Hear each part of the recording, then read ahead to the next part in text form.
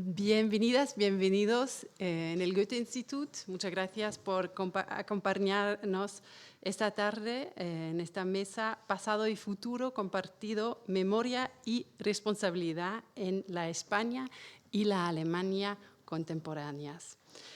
Bienvenido al secretario de Estado de Memoria Democrática, Fernando Martínez López. Estamos muy honrados que nos acompañas hoy.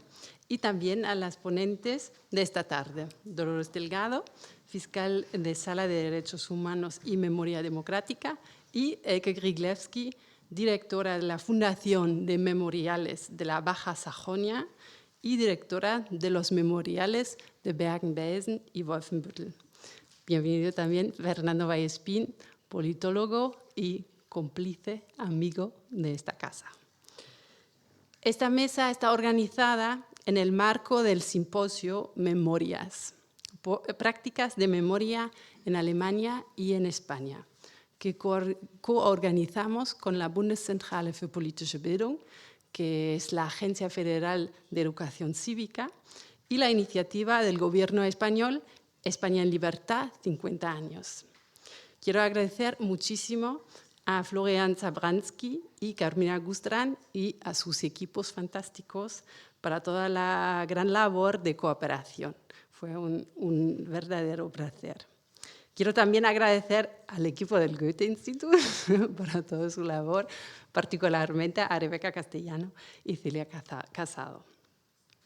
Este simposio se inscribe en nuestro enfoque, el enfoque del Goethe-Institut temático sobre memoria, con motivo de los 80 años del final de la Segunda Guerra Mundial y de los 50 años de la muerte de Franco y la posterior transición española. Aprovecho para mencionar unos eventos que tenemos aquí en la casa. Por ejemplo, hasta finales del año se puede visitar la exposición que a lo mejor habéis visto, Un juicio, 4 idiomas, sobre los pioneros de la interpretación simultánea en Nuremberg. El 30 de octubre, pasado mañana, se proyectará el documental Mucha mierda, dirigido por Alba Satora, sobre la huelga de actores y actrices en el 75, que efectivamente se reunieron aquí, en el Goethe-Institut, con un coloquio de las actrices Petra Martínez y Enriqueta Carballera y el productor David Lara.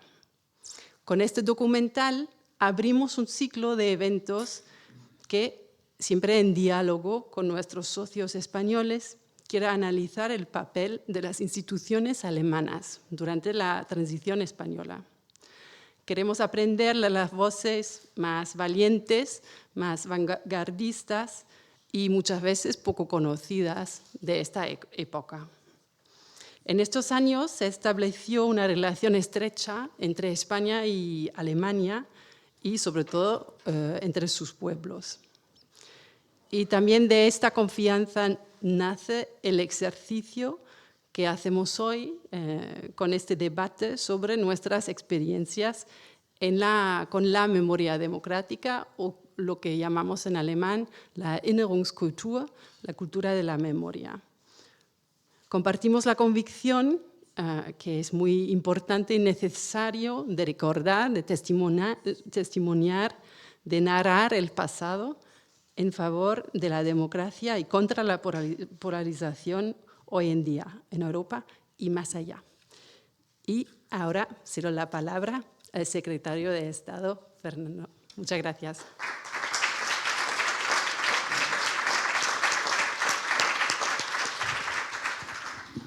Buenas tardes a todos y a todas. Muchísimas gracias por invitarnos a la Secretaría de Estado de Memoria Democrática a estar con ustedes unos minutos para... Me decían que les hablara de las políticas públicas de memoria que está impulsando el Gobierno de España. Pero primero quiero felicitarles por este simposio. Ese marco comparado de Alemania a España siempre es del máximo interés, sobre todo por las prácticas que en Alemania se tuvieron desde muy tempranamente. no solamente por el juicio de Nuremberg, sino fundamentalmente con todo lo que se desarrolla en Alemania a partir de los años 60, especialmente, y las prácticas que hemos tenido en España y el porqué de las políticas públicas de memoria se hayan hecho tan tarde. Hay una cuestión que siempre nos plantean y que yo planteo siempre en todos los simposios o los encuentros internacionales que tenemos, y es que es cierto que las políticas públicas de memoria pues, han llegado tarde en España, porque realmente la primera vez que se condena las violaciones de los derechos humanos en una institución parlamentaria como era la Comisión Constitucional Española fue, si no recuerdo mal, en el 2002, el 20 de noviembre de 2002, en un plenario, bueno, se condenó por unanimidad de todos los grupos políticos. En un plenario del año 4, de 2004, se vuelve a condenar por unanimidad de todos los grupos políticos y a partir de ese momento ya no hubo unanimidad en la condena de la dictadura franquista. Bueno, podemos decir que fundamentalmente la memoria o surgen problemas con la memoria en España, especialmente porque había un tratamiento asimétrico en relación con las víctimas. Mientras que las víctimas de los vencedores recibieron homenajes, recibieron retribuciones económicas, se conoció perfectamente qué les pasó las víctimas de los vencedores, se desenterraron todos sus cuerpos que estaban en fosas comunes, víctimas también de la violación de derechos humanos en la retaguardia republicana, se desenterraron todos esos cuerpos a principios de los años 40 en la posguerra. Mientras tanto, las víctimas de los vencidos prácticamente fueron criminalizadas, fueron estigmatizadas ellas y sus familias como rojos y como rojas, y desde luego fueron invisibilizadas. Se les sacaron de la escena pública y se les condenó al olvido. Eso ocurrió, esa situación asimétrica ocurre a lo largo de toda la dictadura. Y entonces la pregunta sería, ¿y qué pasa durante la época de la democracia? Bueno, pues prácticamente algunos de los elementos de los estereotipos que se habían mantenido a lo largo de la dictadura se mantienen en los primeros años de la transición, de la democracia. Y no es cierto que no se hiciera nada en los primeros años. Se hizo políticas espontáneas de memoria, fundamentalmente impulsadas por instituciones locales, especialmente ayuntamientos. A partir del año 79 se cambiaron simbólicamente nombres de calles, pero no hubo una política pública del Estado de memoria. Realmente esto no se produjo hasta el año 2007, con la primera ley de memoria democrática, la ley que se llama 52-2007, impulsada bajo el gobierno de José Luis Rodríguez Zapatero. Ahí se pone en el centro de las políticas públicas a las víctimas. Es cierto que se avanza muchísimo, se empiezan a hacer exhumaciones con rigor científico. Y no solamente eso, sino se propician muchísimas investigaciones para el conocimiento de la verdad. Eso termina en el momento en que cambia la situación política y el Partido Popular accede al poder, con Mariano Rajoy como presidente del Gobierno, y desde lo que podemos decir, la Administración General del Estado no hay políticas públicas de memoria, pero sí las hay en algunas comunidades autónomas que están gobernadas por la izquierda o que están gobernadas por grupos nacionalistas. Ahí sí se mantienen políticas públicas de memoria, pero no en la Administración General del Estado, hasta que cambia el Gobierno tras una moción de censura en el año 2018, y en ese momento yo tuve la oportunidad de que me nombraran director general de Memoria Histórica, con quien era en ese momento Dolores Delgado, que la tenéis aquí, ministra de Justicia, y emprendimos una tarea de reflexión sobre qué es lo que teníamos que hacer en las políticas públicas de memoria. Ahí llegamos a varias conclusiones. La primera conclusión es que deberíamos de saber exactamente cuál era el estado de la cuestión de las fosas comunes en España. Hablábamos de fosas comunes, que había muchas fosas comunes, pero no sabíamos exactamente cuál era el alcance que tenían. Habíamos hecho estudios a lo largo de la primera década de este siglo, pero todavía no sabíamos exactamente cuáles serían susceptibles de sumar. En ese estudio que hicimos, estaba Lola Delgado, que la vais a tener la oportunidad de escucharla ahora, sacamos la conclusión de que podrían ser susceptibles de sumar en torno a unos 20.000 cadáveres. Esa es la conclusión a la que llegamos, no lo explico ampliamente porque tiraría prácticamente aquí todo el tiempo. Después hicimos una doble reflexión. Era cómo incardinar la memoria de España en el marco internacional. Es decir, estábamos prácticamente muy localizados, muy en el marco de las fronteras estrictamente españolas, de reflexión española, y había que situar la memoria en el contexto internacional, fundamentalmente en el marco de los derechos, del derecho internacional humanitario, como elemento clave y fundamental. Yo creo que para eso fue fundamental la presencia en España en el año 13 y en el informe que emite Pablo de Grey, que entonces era relator de Naciones Unidas para la verdad, la justicia, la reparación y las garantías de no repetición, y también del grupo que pasó por España para hacer un análisis de la situación de las desapariciones forzosas, también de Naciones Unidas. Es a partir de ahí cuando ya avanzamos en la idea de qué hacer con la ley de memoria del año 7, que se había avanzado muchísimo, pero comprobamos rápidamente que había insuficiencias, que había déficit, que evidentemente tendríamos que abordarlo. A partir de ahí diseñamos ya lo que iba a ser la ley de memoria democrática, que después, a lo largo ya del tiempo, pues hemos logrado impulsarla y aprobarla por el Gobierno de España. Varias ideas de lo que estamos haciendo en políticas públicas de memoria ahora. Primera cuestión es que las víctimas están en el corazón, en el centro de las políticas públicas de memoria. Y las víctimas, fundamentalmente, para reconocerlas y para repararlas. Es cierto, se reconoce a todas las víctimas, pero especialmente se pone el acento en aquellas que a lo largo de tanto tiempo no han sido reparadas y no han sido reconocidas. Pero cuando hablamos de víctimas, hablamos de censo de víctimas, hablamos de todas las víctimas que han sufrido violaciones de los derechos humanos durante la guerra y durante la dictadura.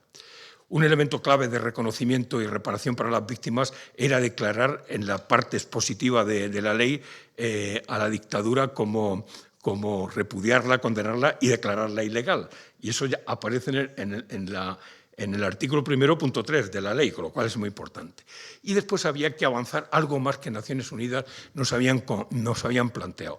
Nos habían planteado, en función de reparación y el reconocimiento de las víctimas, que se declararan ilegales lo que podían ser los organismos de excepción franquista, es decir, consejos de guerra, ley de responsabilidades políticas, la ley de la masonería y el comunismo, etcétera, todas las comisiones de depuración, etcétera, declararlas ilegales. Y rápidamente tenía una conclusión y es declarar nulas todas sus resoluciones. Por lo tanto, la ley de memoria democrática no solamente declara ilegales los consejos de guerra, sino que también anula por ley todas las resoluciones, todas las sentencias, todas las condenas que se llevaron a cabo. Eso era importantísimo. Y a partir de ahí estructurar la ley en torno a tres grandes ejes. Primero, verdad. Segundo, justicia. Tercero, reparación. Y cuarto, deber de memoria como garantías de no repetición. Elementos básicos para ello, que sepáis qué es lo que estamos haciendo en este momento. En relación con la verdad, la primera cuestión es decretar que quien hace las exhumaciones de fosas no son los familiares ni son las asociaciones. Es un deber del Estado. Es un deber y una obligación del Estado acometer las exhumaciones de fosas. Ahí hemos avanzado ya el primer plan de fosas, lo hemos concluido recientemente. Entre el año 20 y 24 hemos exhumado en torno a 8.900 cadáveres, 8.900 cadáveres en la geografía española, y ahora hemos iniciado el segundo plan de fosas y calculamos si creemos que eran susceptibles de exhumación en torno a 20.000, porque en torno a 11.500 cadáveres todavía están pendientes de exhumarlos, fundamentalmente no tanto en cunetas, como se dice, sino fundamentalmente en cementerios. Hay grandes fosas en este momento que ya hemos iniciado sus exhumaciones, como es las que hay en los dos cementerios de Córdoba. Hay 4.500 cadáveres en esos cementerios susceptibles de sumar, en 1.800 en Jaén, 1.100 en Huelva, 2.200 en la fosa de Monumento en Sevilla. En Sevilla hay dos fosas grandes en el cementerio, una que es la de Picorreja, en ese mismo cementerio ya hemos sumado 1.876 cadáveres con tiros en la nuca o en distintas partes del cuerpo. Por lo tanto, la política de exhumaciones es una de las políticas centrales en cuanto al conocimiento de la verdad. Es decir, cuando haces todo un estudio de los cadáveres, sabes precisamente qué es lo que le ha pasado. Además de un censo que está realizando, etcétera, para el conocimiento de la verdad. Después, en relación con la justicia, no me voy a detener mucho porque Lola nos lo va a contar muy bien, pero por primera vez en la legislación española se establece el derecho a la investigación como un derecho importante de la legislación española. Sí que me gustaría hablar de las reparaciones. Las reparaciones casi siempre se ha planteado. Se han hecho muchas reparaciones y estamos haciendo muchas reparaciones de carácter moral. Hay una cuestión clave que es muy emotiva y venimos todos los días haciendo cantidad de actos, que son los actos de entrega de declaraciones de reconocimiento y reparación. Cuando se entrega una declaración de reconocimiento, tiene tres pilares fundamentales. Primero, en declarar las víctimas. A esas personas son declaradas víctimas. Segundo, los consejos de guerra o los tribunales de responsabilidades políticas o los tribunales de represión de masonería y comunismo, las comisiones depuradoras, decimos que son ilegales y entonces se concreta que ese tribunal concreto que la sentenció es ilegal. Y en tercer lugar, otro de los pilares fundamentales es que las sentencias son nulas. No os podéis imaginar la emoción, son de los actos más emotivos. Os voy a contar solamente la anécdota que nos pasó estando Lola, de las primeras que entregamos. Estábamos entregando esas declaraciones concretamente a unos familiares que a sus padres se los habían arrebatado de una fosa común, ellos no lo sabían y se lo habían llevado al Valle de Cuelgamuros. Bueno, pues le entregamos las declaraciones y uno de ellos nos interrumpió a la ministra y dijo que quería hablar. Le dijimos, pero es usted, después usted interviene y ya está, aquí no pasa. No, yo quiero hablar ahora. Y dijo lo siguiente, esto es lo más grande que me ha ocurrido a mí en mi vida y es lo que yo estaba esperando toda mi vida. ¿Saben ustedes lo que voy a hacer con esta declaración? Voy a hacer 13 fotocopias. La primera la voy a poner en la fosa común, donde estaba mi padre, donde estuvimos poniendo flores y ya no estaba allí y nosotros no lo sabíamos, y las otras 12 las voy a poner en los bares del pueblo, en los 12 bares del pueblo, para que todo el mundo sepa que mi padre no era un criminal. Antes decía que se había criminalizado. No era un criminal, era un jornalero. Imaginen, era un jornalero de la UGT. Imaginen ustedes este tipo de cosas, actos muy emotivos, pero actos fundamentales. Esas declaraciones como la que a los licenciados nos firmaba el ministro de Educación y nuestros padres la colocaban en el centro de la habitación más importante que teníamos en casa. Ese tipo de reparaciones. Se han hecho reparaciones económicas y muchas veces no se conoce. Reparaciones económicas importantes, desde la ley de amnistía del año 1977 hasta la actualidad, que todavía se siguen haciendo reparaciones económicas. Decirles que alcanzan a más de 610.000 familias. Estoy hablando de víctimas republicanas, más de 610.000 familias. Estamos en una comisión de estudio en este momento sobre el alcance de las reparaciones económicas. Y el montante económico es superior a 25.000 millones de euros desde el año 77 hasta la actualidad. Es decir, que la democracia sí que se preocupó, que es insuficiente, siempre insuficiente, pero sí se preocupó desde el primer momento de hacer este tipo de reparaciones. Faltaban estudiar las incautaciones de bienes. Estamos con una gran auditoría en este momento para posibilitar devoluciones o compensaciones al respecto. Y termino diciéndoles otra cuestión, el deber de memoria, como garantías de no repetición. ¿Y por qué hacemos todas estas cosas? No para recrearnos en el pasado, sí para reconocer, sí para reparar, pero también para crear las condiciones de que no se vuelvan a repetir los hechos traumáticos del pasado. Ese es el elemento fundamental, ese es el deber de memoria que tenemos y donde enlazamos perfectamente con nuestras diferencias con Alemania, es decir, que no se vuelvan a repetir. Esa idea de ese grito de los supervivientes de Mauthausen que decían al final de su manifiesto, nunca más, contarlo, contar esto para que nunca más vuelva a suceder. Eso es lo que viene a recoger la no repetición o el deber de memoria como no repetición. Y ahí hay un elemento clave y fundamental, que la memoria entre en la escuela. Y de hecho ya se han decretado las enseñanzas mínimas obligatorias para todo el país, donde la memoria entra en la ESO y entra en segundo de bachillerato.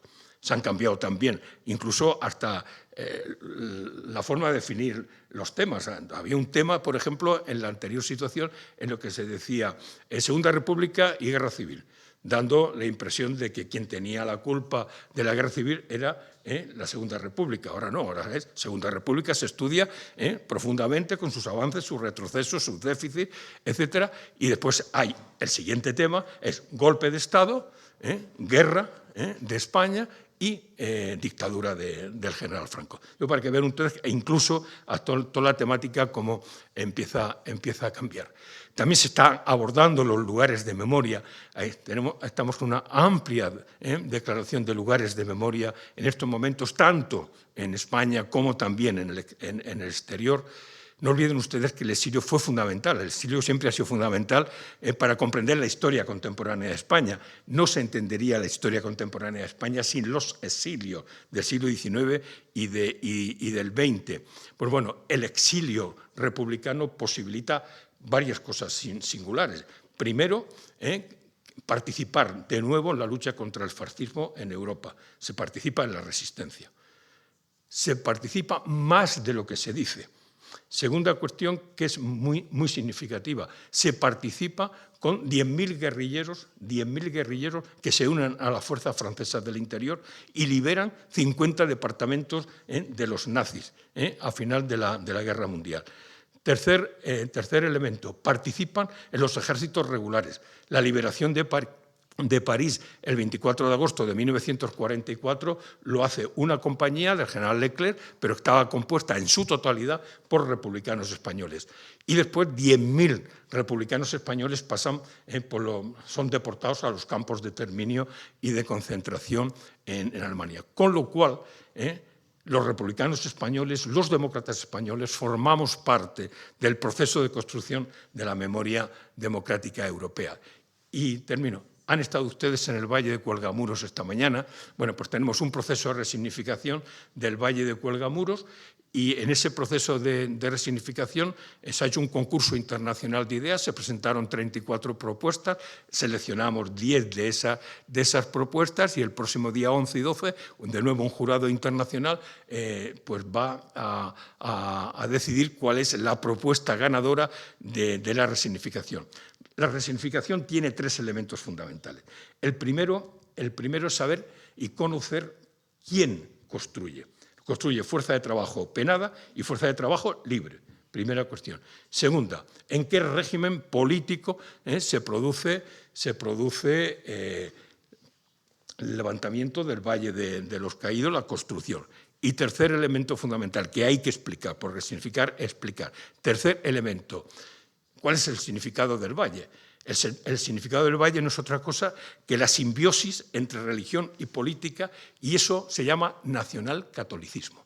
Ustedes habrán visto todavía una misa hoy, me comentaban, eso es nacionalcatolicismo, y esos 3 elementos hay que resignificarlos. Bueno, pues en esa tarea estamos en estos momentos. Muchísimas gracias a quienes van a participar en esta mesa redonda, que son grandes expertos, y nada, totalmente a su disposición.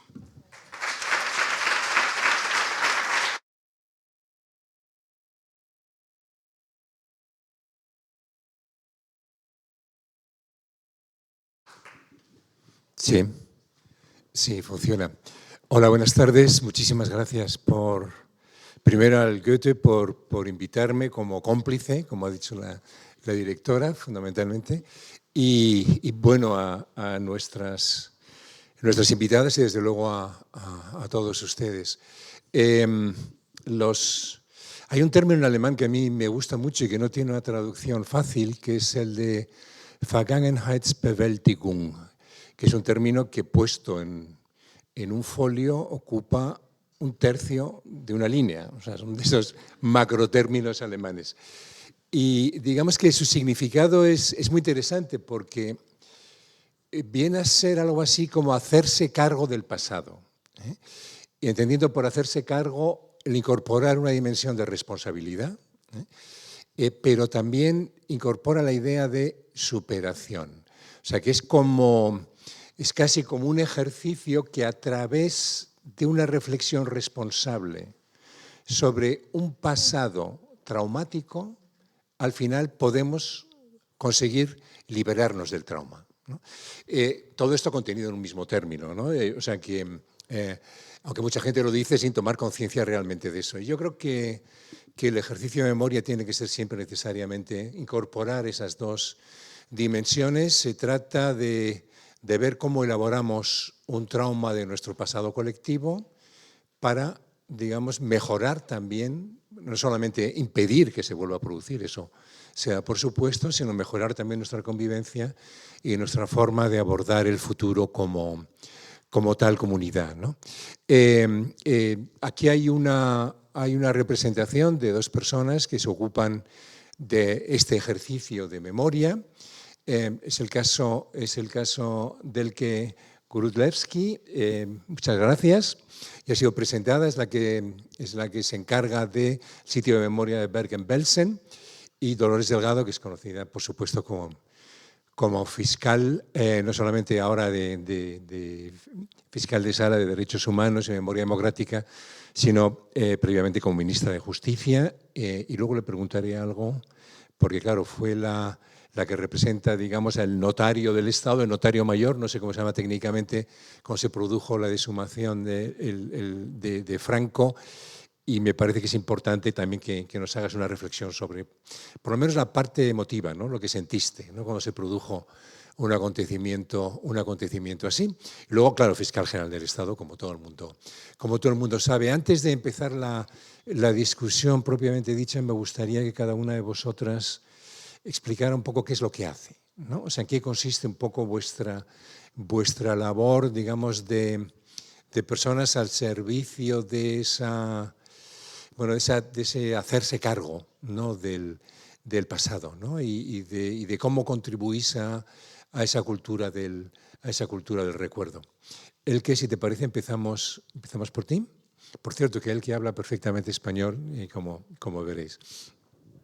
Buenas noches. Primero quiero agradecer a los organizadores, no solamente por esta estupenda conferencia, pero también por estos dos eventos.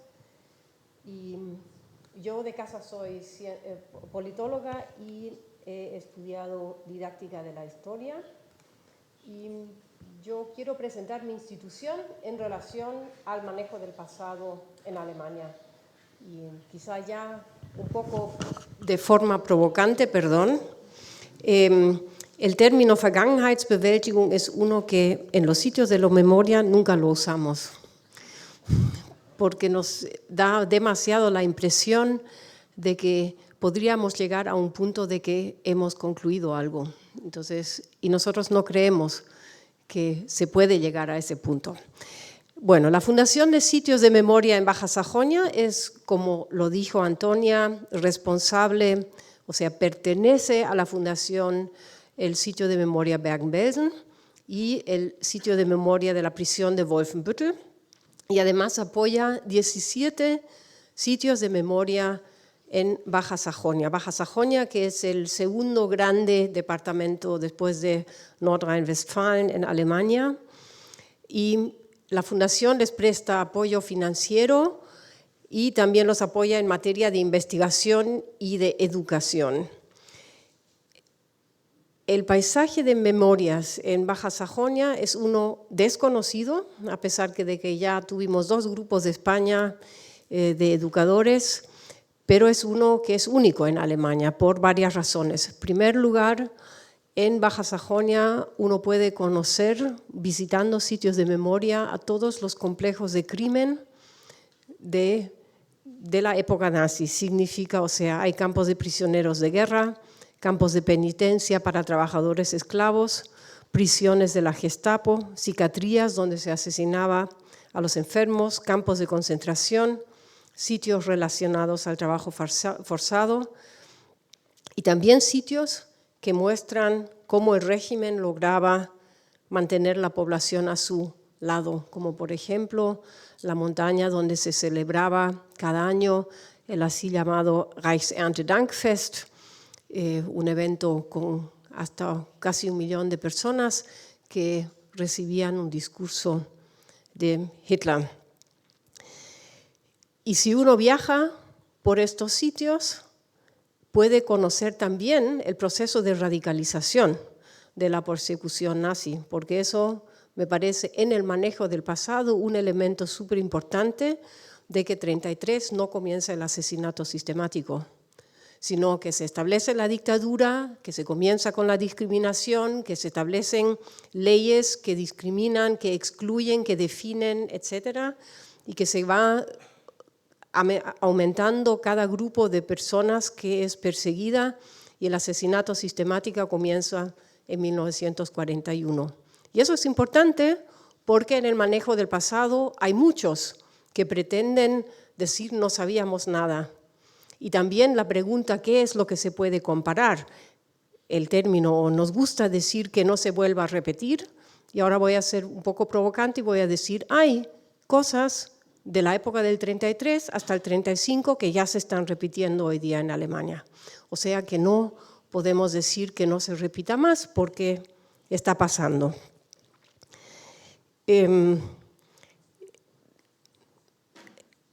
Finalmente, el paisaje de la memoria en Baja Sajonia es muy representativo porque nos muestra cómo ha sido el manejo del pasado.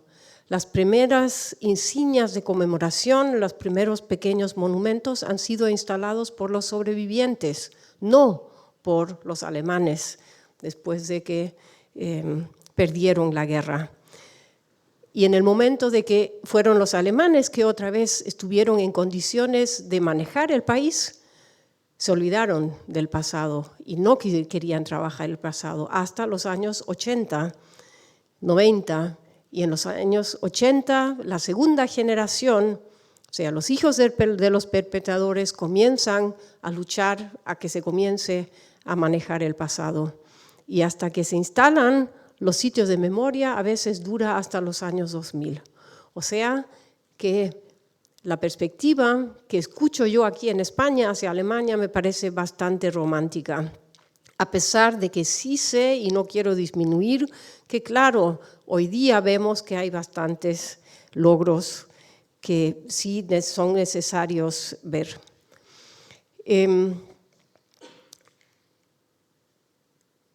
Un aspecto, ya no me voy a extender mucho, pero lo que sí me parece importante es que por el momento, los sitios de memoria no solamente son sitios donde se trata de conmemorar el pasado, y que significa conmemorar, en primer lugar, significa aprender, porque para conmemorar necesitamos conocimientos de lo que ha pasado, y la distancia histórica es tan grande que falta, el conocimiento no está, y es trabajo o es deber de los sitios de memoria de transmitir los conocimientos. En segundo lugar, son lugares de compromiso cívico contra la extrema derecha, porque en Alemania nos gusta siempre mostrar al este, ¿no? O sea, los departamentos donde hay posturas problemáticas de la derecha, pero no, Baja Sajonia también tiene muchos Völkische, como se llaman, campesinos que siguen la ideología de sangre y suelo que durante el nacionalsocialismo se ha amado tanto. Eso es una extrema derecha. Cerca de Bergen-Belsen hay un centro de entrenamiento para el NPD, y los sitios de memoria es donde la sociedad cívica se reúne para crear redes para la lucha contra la derecha. Estamos en una situación que en Alemania, en la última encuesta, ha salido como como han salido que el 50% de la población alemana se pronunció a favor de ya no seguir hablando del pasado, 51%. Y eso significa que aunque solo desde hace unos 20 años existe la voluntad gubernamental de abordar el pasado nazi y promover los lugares conmemorativos, ya hay muchas personas en la sociedad que opinan hoy día que ya es suficiente y los incidentes antisemitas y racistas en nuestra sociedad hablan por sí solos. Eso quizá como un comienzo.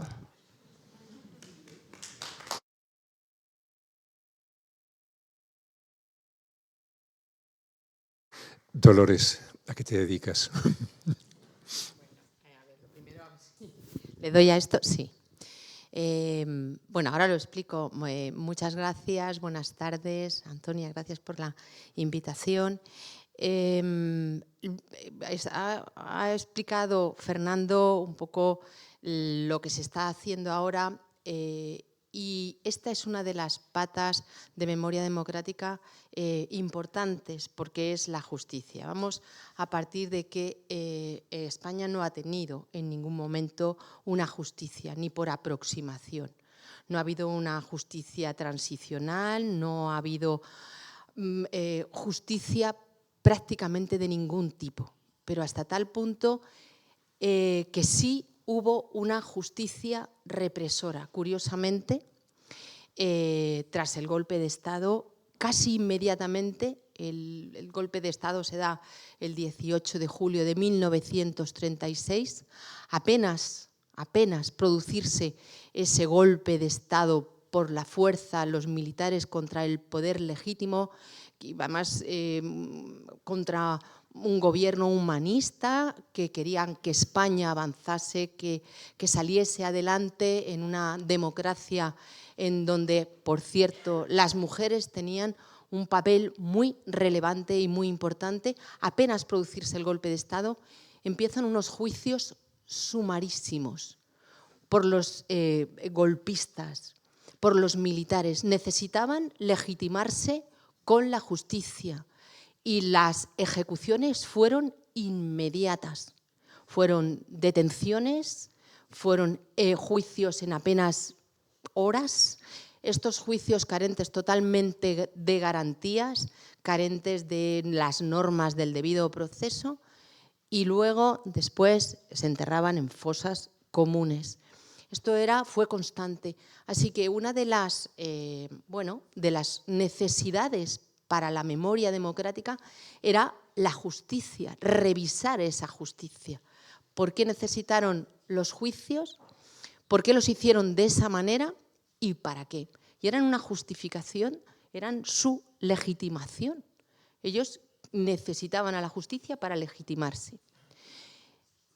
Termina la guerra de España, se produce un periodo de represión tremendo, y tengo a Fernando, que conoce como historiador absolutamente este momento.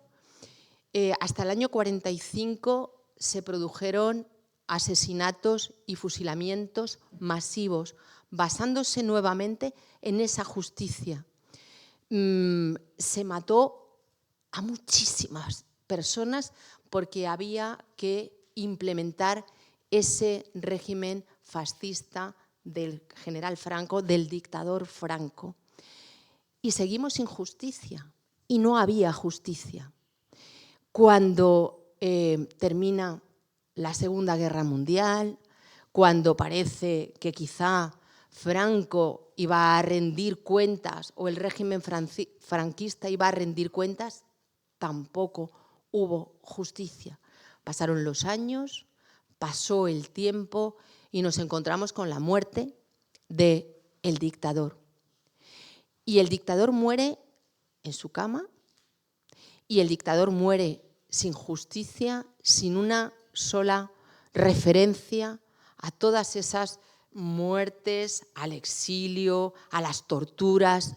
Nada, nada de nada. Las familias son las que se ocuparon de buscar a sus muertos, a sus desaparecidos, de abrir fosas, de buscar dinero bajo de las piedras y muchas veces también en silencio y con nocturnidad, porque seguían marcadas. Las familias que sufrieron esa represión fueron familias en silencio, marcadas para el resto de sus vidas. Tenemos una democracia con unos orígenes tristes, alegres, porque tenemos una democracia y porque vivimos en paz, porque nos dimos una buena constitución, pero tuvimos una transición que no fue tan modélica. Se ha alabado la transición española, pero no fue tan modélica porque no hubo justicia para las víctimas. Y eso lo tenemos que solucionar, aunque lleguemos tarde. Así que hubo una transición, hubo un acuerdo entre fuerzas políticas, hubo mucho deseo de salir en paz en esa transición y se aprobó una ley de amnistía. Esa ley de amnistía del año 77 no solamente liberaba a los opositores políticos, a los sindicalistas, a los estudiantes, a los líderes políticos, sino que también a los victimarios, a los perpetradores. Y además no se ponía ninguna limitación de que no fueran delitos de sangre o delitos contra la integridad de las personas, sino que se les indultó de una manera abierta, de una manera constante, y además sigue vigente esa ley de amnistía de 1977. Así que esa transición sin justicia, seguimos avanzando, tenemos una Constitución muy buena. Yo soy una firme defensora de la Constitución como la primera norma transicional de la que nos hemos dotado, y ahora os explicaré el por qué es un magnífico instrumento como una norma de transición, pero tenemos que llegar a la ley al año 2007, como bien recordaba Fernando, para tener la primera llamada Ley de Memoria Histórica, una ley parca, pero necesaria, porque abrió un poco las puertas a la reparación, a la simbología franquista, empezó al menos a alimentar nuestras conciencias de que hay cosas que no podían seguir así. Las calles, los símbolos, las exaltaciones, las víctimas reclamando en muchos casos que esos símbolos desapareciesen porque ya no eran de exaltación, era de revictimización de ellas. Estábamos permitiendo una nueva revictimización. Y fijaos, desde el 7 tenemos que llegar al año 2022 para tener una ley de memoria democrática y que dedique por primera vez a un título segundo, capítulo segundo y 2 artículos a la justicia. Pero tengo que decir que es una magnífica ley. Es una ley que nos da herramientas desde la justicia para entrar en la memoria democrática. Son herramientas un poco indeterminadas. Esta mañana, comentando con mi compañero Eduardo Navarro, que está integrado en la Unidad de Derechos Humanos y Memoria Democrática, estamos creando el derecho, estamos creando los procedimientos, estamos siendo pioneros en una aplicación de la justicia, pero que era impensable y lo estamos haciendo. A partir de, fundamentalmente, las víctimas. Las víctimas están en el epicentro de la ley. Y la memoria democrática la hemos enfocado como una expresión de los derechos humanos, una manifestación de los derechos humanos. Y esto nos permite arrancar y entroncar con la Constitución del 78. De manera que si la justicia, las víctimas están en el centro. La justicia tiene que dar una respuesta. El Estado tiene la obligación de investigar, porque lo dice la ley del 22. Y las víctimas tienen derecho a que se investigue y a la verdad, porque lo dice la ley del 22. Entroncamos con el artículo 24 de la Constitución, que se refiere a la tutela judicial efectiva, al acceso de las víctimas a la justicia. Y esto lo interpretamos conforme a los convenios y tratados internacionales de los que España es parte.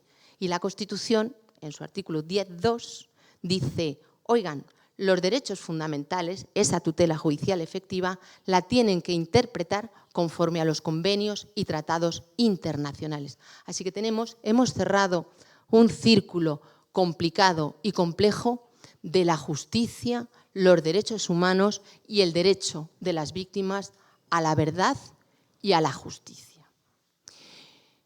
¿Qué víctimas? Las que sufrieron directa, indirectamente y a la propia sociedad los efectos de un golpe de Estado, de una guerra civil y de una dictadura cruel, porque fue una dictadura cruel, fue una de las dictaduras más longevas del mundo, que además persiguió a las víctimas hasta el punto de silenciarlas. Las mantuvo en silencio, las marcó. Muchos tuvieron que ir al exilio, casi 500.000 españoles se fueron al exilio, que como explicaba Fernando, muchos murieron en campos de exterminio, en campos de concentración. Pero otros muchos murieron aquí. Y los que no murieron tuvieron que callar. Llorar a sus víctimas en silencio durante años y años y años.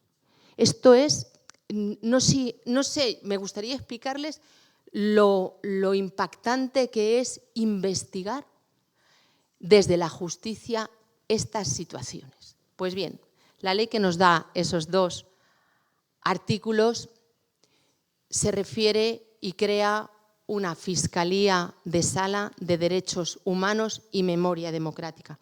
Esto es importante por el entronque y la manifestación de la memoria democrática como un derecho humano. Es muy importante por cómo enfocamos los procedimientos. Y nos da dos espacios fundamentales: el espacio penal y el espacio civil. Investigar lo que ocurrió desde parámetros de delito e investigar lo que ocurrió desde un procedimiento de declaración de hechos del pasado. Voy a intentar explicaros por qué la parte penal es muy difícil. Ley de amnistía, el tiempo transcurrido, de modo que muchos victimarios, la inmensa mayoría de los victimarios han fallecido, la prescripción de los delitos, porque hasta el año 2003 no se incluye en el Código Penal la imprescriptibilidad de los crímenes contra la humanidad, de modo y manera que era imposible la persecución, y porque en España tenemos un derecho hiperpositivo, o al menos una práctica judicial hiperpositiva. Es decir, los convenios y tratados internacionales que España ha suscrito, y les puedo asegurar que son prácticamente todos en materia de derechos humanos, no se aplican directamente y se establecen como normas de interpretación. Así que desde espacios penales los jueces se resisten a la iniciación de procedimientos penales cuando las víctimas han acudido a pedir esa justicia penal, y en algún caso, incluso ya vigente, la ley del 22 se hacía referencia a la del 7, quiero decir, hace falta también una cierta formación en el mundo de la justicia, por decirlo de alguna manera. Así que la parte penal es muy complicada. pero no imposible. Y me explico. Los fiscales tenemos un papel protagónico en la Ley de Memoria Democrática y en materia de justicia. Nosotros tenemos una actividad preprocesal que nos incorporamos después a la actividad jurisdiccional, pero en la parte preprocesal se nos permite investigar.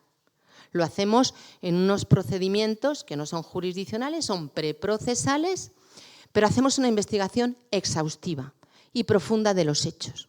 Así que cuando iniciamos la andadura con la Ley de Memoria Democrática, se crea esta unidad de fiscales de derechos humanos y memoria democrática, empezamos a apoyar querellas de las víctimas que habían sufrido torturas, especialmente en el tardofranquismo. Os estoy hablando después de la muerte del dictador, porque las torturas se producen antes, durante y después de la muerte del dictador. Apoyábamos esa investigación y los jueces nos iban diciendo no, no, no, nos rechazaron todas las querellas. Así que hicimos dos cosas desde la Fiscalía. Una, presentar un recurso de amparo, diciéndole a nuestro Tribunal Constitucional, las víctimas, ahora tenemos una ley, la Ley de Memoria Democrática es un cambio de paradigma, por fin habla de justicia, del derecho de las víctimas a la verdad y de la obligación del Estado a investigar. Así que permítanos investigar, aunque no sentemos a nadie en el banquillo, aunque no haya un juicio penal, pero permítanos que hagamos una investigación exhaustiva porque las víctimas lo necesitan y la sociedad también lo necesitamos, porque necesitamos mantener viva esa memoria democrática. Hicimos un muy buen recurso de amparo.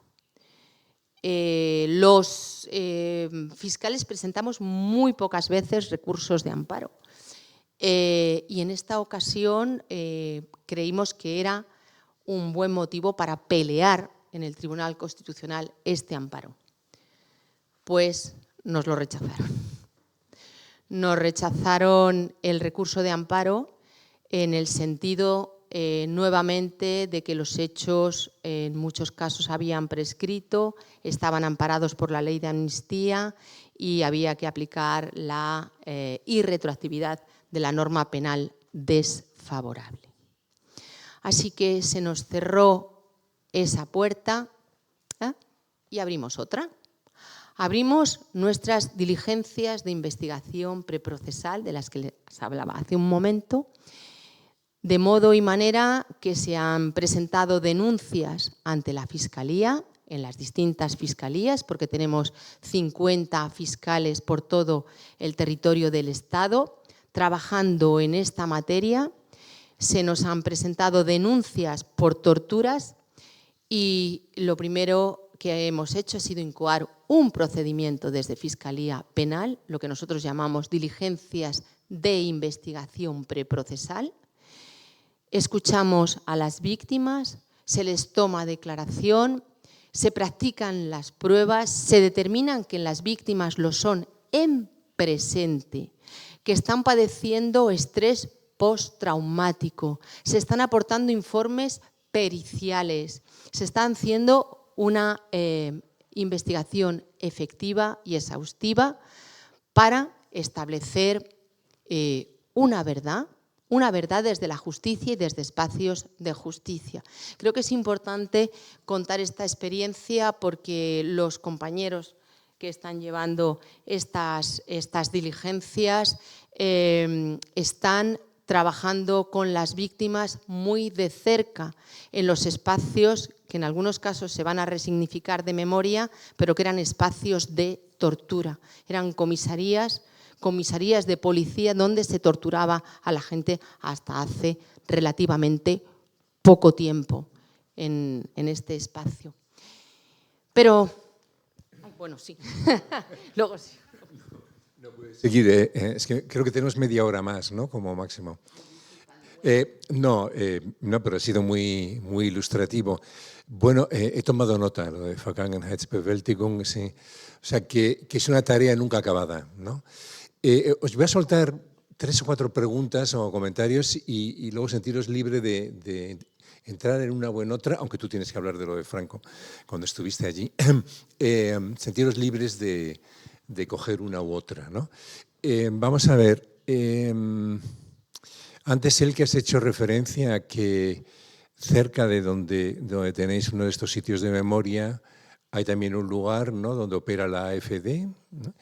Es decir, que yo creo que hoy es más urgente que nunca advertir lo que ocurrió en el pasado para evitar que pueda volver a ocurrir en el futuro. Y yo creo que esto, toda Europa está amenazada, bueno, no solamente Europa, pero lo que tenemos más cercano está amenazado, con lo cual yo creo que hoy es más importante que nunca señalar qué elementos del pasado están repitiéndose hoy y cuáles pueden ser potencialmente sus consecuencias, ¿no? Eso por un lado. Por otro lado, me parece interesante ver también una comparación entre España y Alemania, ¿no?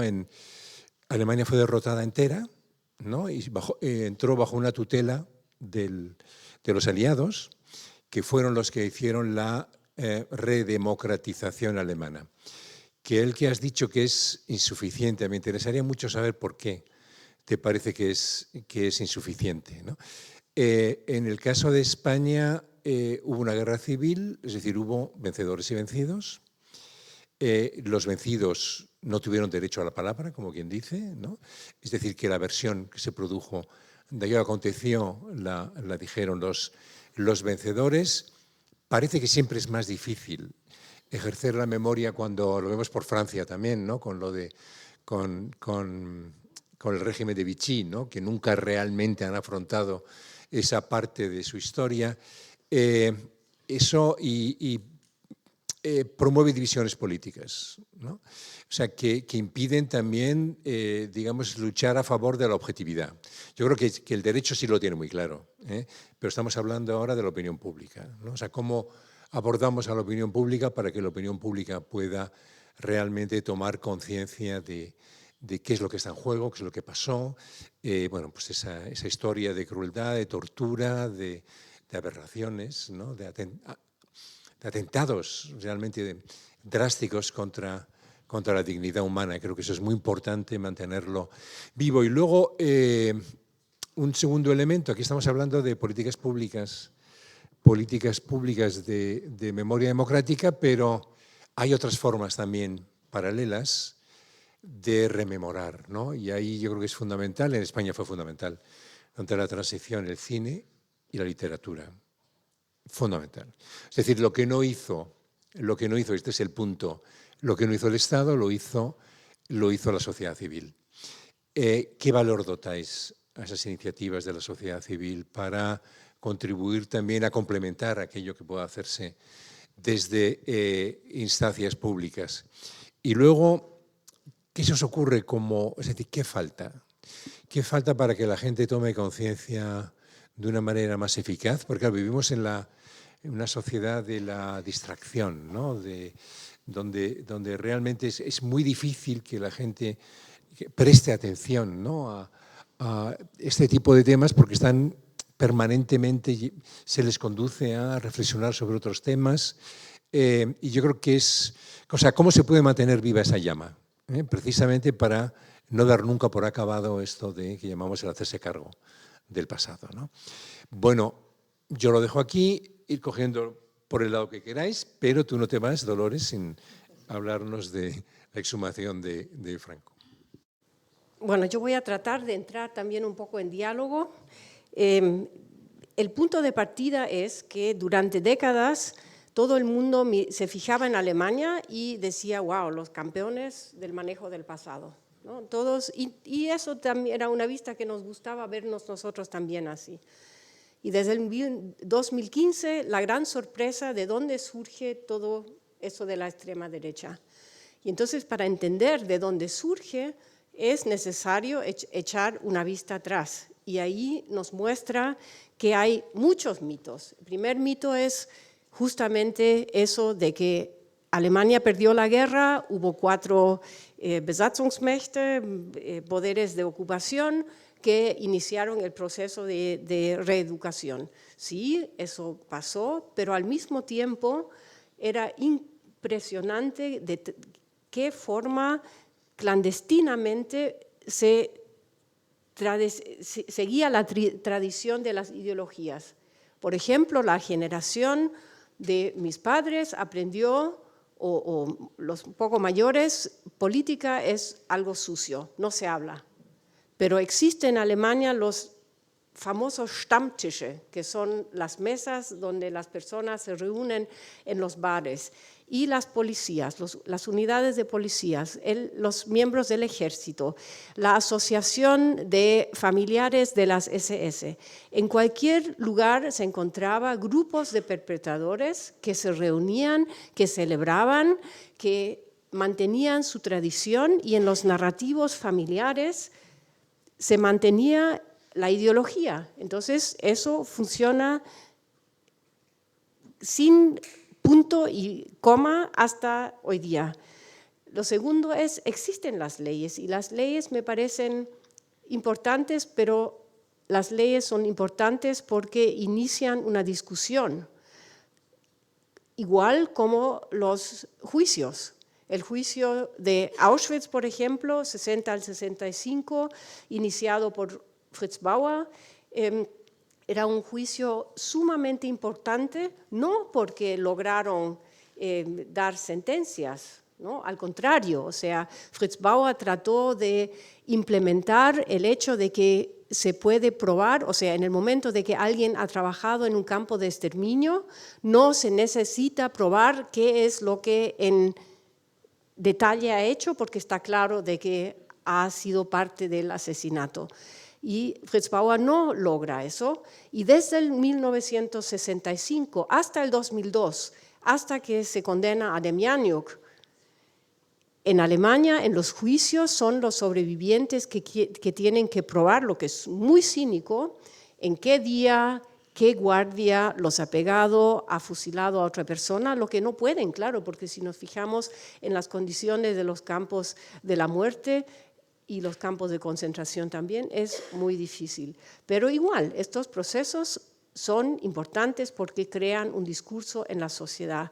Hay manifestaciones, hay una generación que ha sido socializada porque, por ejemplo, cuando Eichmann es condenado, o el proceso de Eichmann se lleva a cabo en Jerusalén, en Alemania, 1 hora cada noche se transmite el proceso, y hay una generación que es socializada.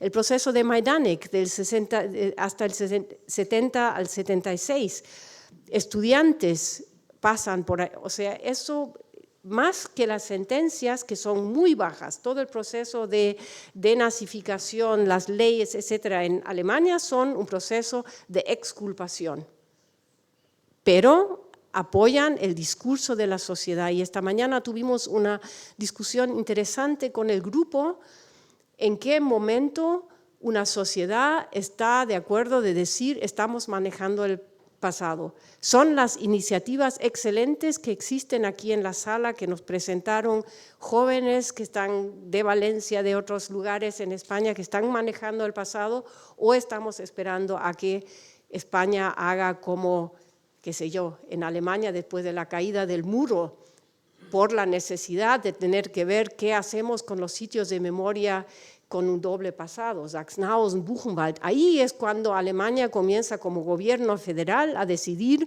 vamos a hacer una concepción de sitios de memoria, y recién ahí es cuando un sitio como Bergen-Belsen recibe financiamiento, ¿no? O sea, yo digo, en general hablamos sobre un puzzle de eventos casuales, no, ¿se dice casuales? De política intencional, de actividades de la sociedad cívica, etc. Y si nos damos cuenta de eso, vamos a poder entender mucho más dónde son los puntos de partida donde tenemos que cambiar las cosas hoy día. Por eso me fue importante darle todo ese... ¿Ya? Si te interrumpo un segundo. Vamos a ver, yo leo mucha prensa alemana y he leído de toda mi vida, y sí te puedo decir que en ningún otro país europeo ha habido ese intento, al menos, ¿no? O sea, que puede ser insuficiente ese intento por recuperar el pasado. Hoy todavía en las páginas que suelen dedicar a temas de historia prácticamente están monopolizadas por la vuelta al pasado nazi, que de repente descubren que alguien, o sea, aparecen unas fotos, esto del otro día en la Süddeutsche me parece que venía, aparecen unas fotos de unos judíos que se les sacó en Hamburgo, ¿no? Y a partir de ahí construyen un texto larguísimo, ¿no? Estudiando realmente quién sale en las fotos, quién no sale, porque no se ve aparentemente a la policía, pero la forma en la que empezaban a llevar ya a campos de concentración a los judíos. Bueno, eso en Francia no existe, ¿no? Con cuestiones del régimen de Vichy, ni siquiera la guerra de Argelia, ¿no? Que fue muy cruenta. En España, por supuesto, no ha existido, ¿no? O sea, que puedo estar de acuerdo en que todavía faltan cosas por hacer, pero digo, en términos comparados, si nos fijamos en Alemania es porque ahí se removieron más se removieron más las tripas, ¿no?, de la gente. Y luego otro dato, que es, por ejemplo, cómo ha permanecido cosas que muchas veces atrapan la capacidad para poder decidir Alemania también de una manera más libre, ¿no?, que es la posición oficial, por ejemplo, del gobierno alemán respecto de Gaza, ¿no? Hay también el pasado, digamos, precisamente la forma en la que procesaron el pasado les impide actuar de una determinada manera ahora en el presente, cuando estamos asistiendo también a una situación que es insoportable desde una perspectiva moral, ¿no? O sea, que es que hay como muchas paradojas, ¿no? Una cosa quiero añadir, o sea, yo por eso lo digo, yo sé que hay éxitos, pero nosotros estamos en la situación de que tenemos que analizar por qué nuestra sociedad está en tan malas condiciones, por qué hay esa erupción de racismo y de antisemitismo. Y si yo quiero entender, entonces tengo que entrar en siendo muy honesta. Y, por ejemplo, hoy día nadie niega de que en Alemania Occidental todos los ministerios, todos, no importa si hablo del Ministerio de Interior, de Justicia, de Economía o de Landwirtschaft, muchas gracias, todos fueron construidos por ex-nazis. Hasta el BND fue construido por ex-nazis. Nadie lo logra, pero lo interesante es que se incorpora en ese narrativo de la oscuridad a la luz, ¿no? O sea que, wow, comenzamos con tantos nazis y logramos nuestra democracia. Es verdad, pero eso deja aparte un aspecto sumamente importante que pasó con todos aquellos que habían sobrevivido, y sí había en Alemania. No había solamente los victimarios, había también víctimas. Y, por ejemplo, un sobreviviente de Auschwitz, Josef Wolf, que lucha el 64 a que se instale en la Casa de la Conferencia de Wannsee, la villa donde en 1942 15 funcionarios nazis deciden o discuten y organizan el asesinato sistemático, que se cree ahí un centro de documentación. Y falla. Nadie quiere, porque él quiere trabajar el tema de los perpetradores. Y él comete el suicidio el 74. Y hay muchos casos donde los sobrevivientes, si querían vivir tranquilos en Alemania, tenían que silenciar. Y esos son aspectos que yo creo que nosotros, no ustedes, pero nosotros sí tenemos que verlos muy críticos con nosotros. Sí, a mí me gustaría preguntarnos algo diferente. ¿Qué podemos hacer?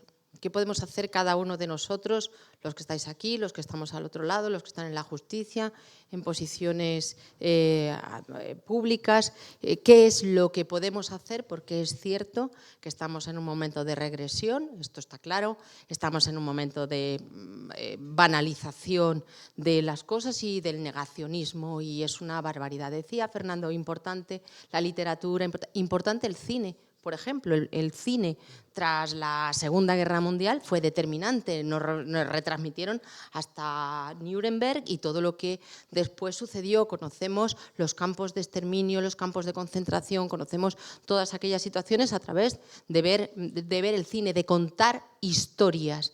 Y es ahí donde quiero ir, porque con la segunda parte de la justicia que no os he podido contar, que son expedientes de jurisdicción voluntaria, que son declaración de hechos del pasado, se trata de recoger historias desde la justicia, historias concretas, con víctimas concretas, historias brutales de memoria, y contarlas y compartirlas, porque a través de las historias se puede avanzar frente a ese negacionismo o esa banalización. Y necesitamos que esas historias se retransmitan como si fueran novelas, como si fueran relatos de una historia, pero relatos de vida real. Creo que es fundamental. Nosotros estamos investigando las fosas y contamos la historia de las fosas y contamos a través de nuestras diligencias de investigación quién estaba dentro de la fosa, cómo se encuentran sonajeros de bebés que también estaban en fosas. Es una relación directa con la realidad del pasado traído a presente, porque las víctimas lo son en presente. Estamos estableciendo patrones de conducta, no solo de los victimarios, demostrando que fueron crímenes contra la humanidad los que se perpetraron, sino también patrones de conducta en las víctimas que guardaron silencio. Tenían miedo porque la represión se extendió hacia el futuro y las víctimas no hablaban ni hablan. Les tenemos que dar sus propias historias frente a ese negacionismo. Por ejemplo, hemos abierto la investigación de nuestros deportados en el campo de concentración de Mauthausen y se ha hecho desde la Unidad de Derechos Humanos y Memoria Democrática. Y es una investigación apasionante. ¿Y sabéis por qué cuesta menos? Por el cine. Porque la gente sabe lo que ocurrió en Mauthausen, en los campos de concentración. Y tenemos esas historias interiorizadas. Ahora les tenemos que poner nombre y apellidos a esas historias.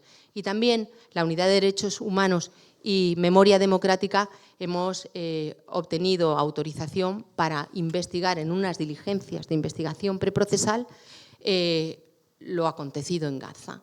De manera que enlazamos desde los derechos humanos, y por eso os decía que es tan importante el pasado y el presente, Mauthausen y Gaza. Un posible, y como fiscal no puedo decir concluyentemente nada, pero una posible comisión de un genocidio que estamos viendo, que se está cometiendo en tiempo real. Y a través de esas historias y de esas investigaciones, enlazando y trayendo a presente lo que fue pasado y a pasado lo que es presente, podemos conseguir que gente se implique, y necesitamos que se impliquen no solo los convencidos, sino también necesitamos que se impliquen los que son el futuro, los que son nuestro futuro, los que van a ser el futuro de la memoria, los que van a poder olvidar ese silencio y además enfrentar y confrontar el negacionismo o esos banalización siquiera de lo que pasó. Porque lo que estamos viendo aquí es que nosotros todavía no hemos llegado y ya tenemos formaciones políticas que lo niegan.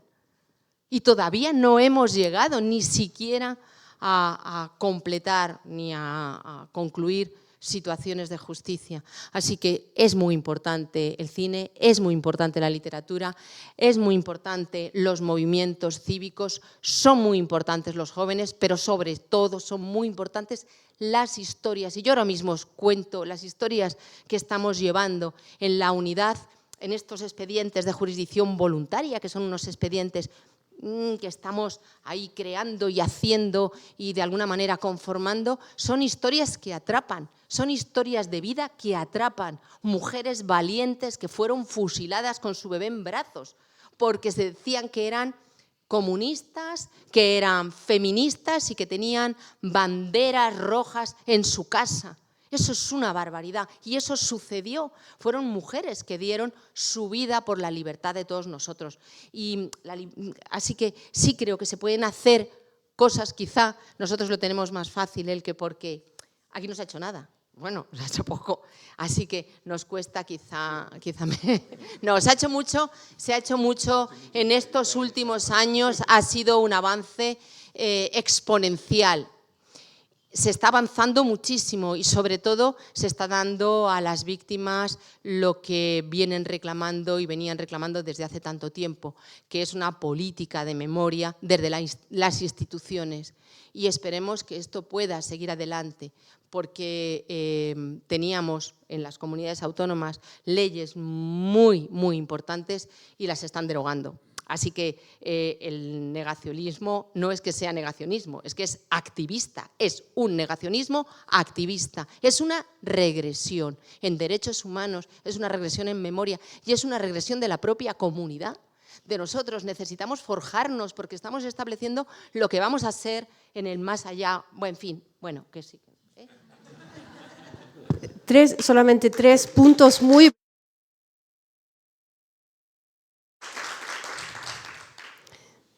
Yo creo que si queremos aprender algo para el hoy, necesitamos multiperspectividad, o sea, necesitamos las historias de las víctimas por el tema de la empatía, pero necesitamos también la historia de los perpetradores como individuos para trabajar el tema de por qué se comportaron, en qué situación, de qué forma. Eso necesitamos si queremos aprender para el hoy. Y yo lo digo con toda convicción, lo que pasó, porque, lo tematizaron ahora 2 veces, lo que pasó y pasa en Gaza es una tragedia, pero no es Mauthausen, ni es tampoco Buchenwald, ni es tampoco Auschwitz, y en Alemania por lo menos la gente que lo iguala es exactamente la gente que está feliz de que eso ocurre para deshacerse de la historia alemana, y en realidad no está interesada por nada en el destino del pueblo palestino, porque, por ejemplo, en Alemania hay una comunidad grande palestina y toda la gente que grita delante del Ministerio de Relaciones Exteriores Free Palestine from German Guilt no es la que está interesada en ayudar, por ejemplo, a esa población. Y por eso yo creo, sí, claro, tenemos que ver, tenemos que tener empatía y tenemos que hacer todo para que la situación se mejore, pero es una situación compleja, no es el nacionalsocialismo, y lo estaba comentando a algunos. Yo vengo de Celle. En Celle vive la comunidad más grande de los yesidas en Alemania, y yo no sé si saben quiénes son. Es un grupo minoritario que vive en Siria, el Irak, y el 2014 fueron asesinados miles y miles del Estado Islámico, y los yesidas van a cada manifestación pro-Israel porque ven la situación en el Medio Oriente totalmente diferente. Y diversidad en Alemania es mucho más complejo y hay muchas más perspectivas a las que se escucha muchas veces. Yo querría decir algo que me parece muy importante. Tienes razón, las situaciones son distintas. Es distinto Mauthausen, es distinto Gaza, es distinto el Cono Sur, o es distinto Pinochet, o es distinto lo que pasó en Argentina con la dictadura y las juntas militares. Lo que pasa que la conciencia de que son crímenes horrendos con sus características, sus peculiaridades, y que en el fondo son violaciones de los derechos humanos a gran escala a través de esos crímenes insoportables, es lo que nos tiene que motivar y es lo que nos tiene que mover. Y si tenemos que traer Mauthausen, lo traemos, y si tenemos que traer a Pinochet, lo traemos, porque, por ejemplo, la jurisdicción universal nos sirvió como un elemento de concienciarnos de que los crímenes horrendos son insoportables allá donde vivamos y donde estemos, porque son crímenes contra la humanidad. Lo que pasó en Mauthausen son crímenes contra la humanidad, lo que pasa en Gaza lo tenemos que ver desde esa también perspectiva, lo que pasó en su momento en Chile o lo que pasó en Argentina también, quiero decir, son crímenes que nos mueven las conciencias simplemente porque estamos en este mundo, porque somos civilizados. Y en ese sentido creo que nos tiene que servir todo para removernos. Y si nos removemos ahora con lo que estamos viendo, con esas imágenes, pues lo traeremos también a presente. Sí, hay un problema ahí, yo creo que a la hora de tratar de dilucidar qué es lo que está pasando, ¿no? Y que afecta, por supuesto, a cómo se contempla el pasado, que es la desinformación, los hechos alternativos, ¿no? Digamos, la generación de discursos donde conscientemente, además con toda intención, se distorsiona ahora el pasado, por ejemplo, ¿no? La acusación a grupos étnicos específicos de determinado tipo de conductas. O sea, que vivimos en un momento en el que nos estamos apartando un poco quizá de los dos casos, ¿no? Pero yo creo que también se ve afectado. A mí me preocupa mucho porque, en último término, siempre pensábamos que ya no había que discutir sobre los hechos, ¿no? Pero hay que volver otra vez a reproducir, a tener que justificar que determinados hechos que son reales se produjeron, ¿no?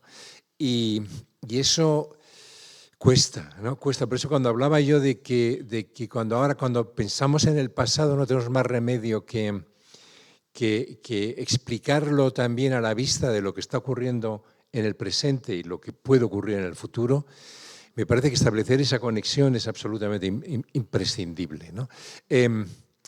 Hay una teórica política americana, que se llama Judith Shklar, que decía algo que me parece que es muy interesante, ¿no? Dice, después de ver toda la crueldad del siglo XX, ya sabemos de lo que somos capaces, los seres humanos, ¿no? O sea, yo creo que hemos vivido en un periodo en el que pensábamos que todo eso formaba parte del pasado, ¿no? Pero ahora nos damos cuenta de que puede ocurrir. Está ocurriendo en Ucrania. Bueno, volvemos otra vez, si queréis, al tema de Gaza. Lo que ocurre en Sudán nadie se entera, pero realmente es espeluznante. Entonces, bueno, ¿cómo podemos recordar a la gente de lo que somos capaces, ¿no?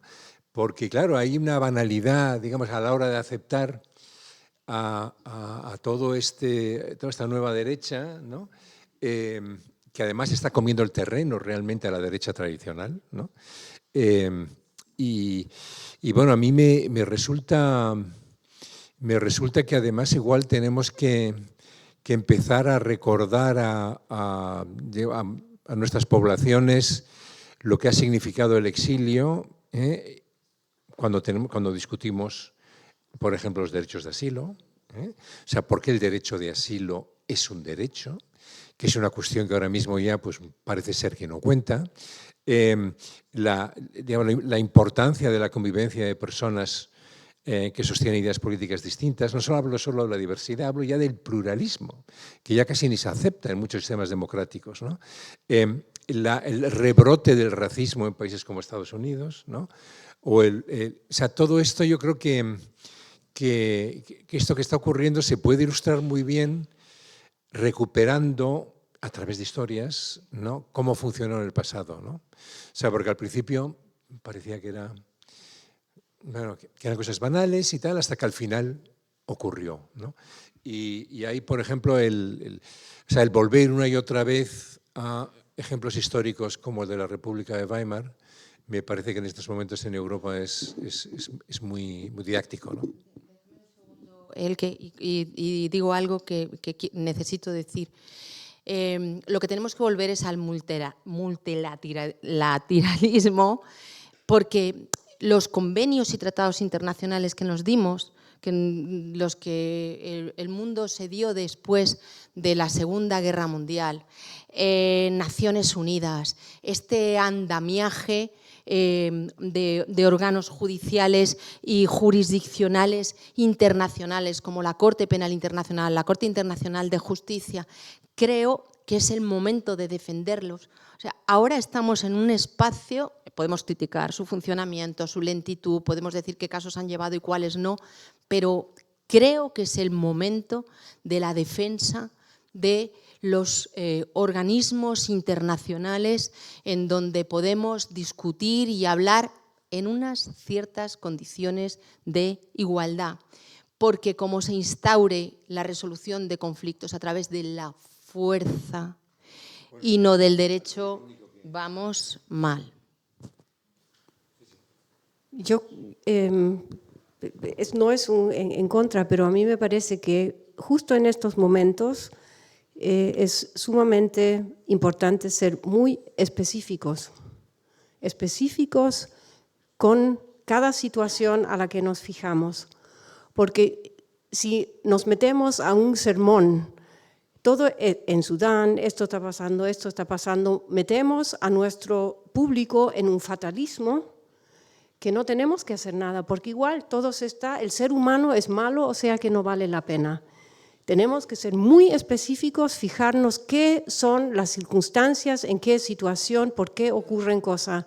Yo quiero añadir una situación. Es interesante de que ni uno de nosotros, yo tampoco, y es un error, menciona una situación específica de Gaza que mencionamos, que es el 7 de octubre. Yo no quiero saber qué hubiera pasado en Alemania si otro gobierno, otro sistema hubiera atacado en esta dimensión a Alemania. Nada, y lo que es importante de ese 7 de octubre, porque me parece que por lo menos en Alemania ha habido muy poco tiempo reflexionar qué es lo que ha pasado. Porque Sinwar, como jefe de la Hamas, que ha estado décadas en prisiones israelíes, ha estudiado en la prisión, él sabía exactamente el simbolismo de la Shoah. Y no es por casualidad que los ataques del 7 de octubre daban la sensación de que se comportaban como las Einsatzgruppen en la Unión Soviética, ¿no? No, yo digo, o sea, lo que pasa en Gaza es una tragedia, estoy absolutamente de acuerdo, pero para manejar y analizar una situación y analizar qué son, no soluciones, pero caminos para aprender, yo creo que es importante siempre ver qué es lo específico en cada situación para poder hacer una propuesta de cómo salir y para dar también a nuestros públicos una sensación de que pueden hacer algo. A ver, estamos acabando. O sea que, venga, tú tienes la última palabra. Sí, solo decir, no creo que lo que está pasando en Gaza tiene todos los caracteres de crímenes contra la humanidad, y no lo digo yo, lo ha dicho la Corte Penal Internacional con la orden de arresto de Netanyahu. Lo que ocurrió el 7 de octubre fue una barbaridad, un crimen cometido por Hamas, y no por eso la responsabilidad la tienen los niños gazatíes, como tampoco podemos responsabilizar al pueblo judío de lo que hace Netanyahu. Así que yo creo que sí es importante tener presente lo que son los crímenes contra la humanidad y las graves violaciones del derecho internacional de derechos humanos y del derecho internacional humanitario, allá donde se produzca y de la manera que se produzca, y tener una conciencia clara de que necesitamos una justicia universal para su resolución y persecución. Bueno, pues 1.000.000 de gracias a todos vosotros y a todas vosotras. Bueno, sí, vamos a recoger algún comentario. Dios, cómo estaba ya.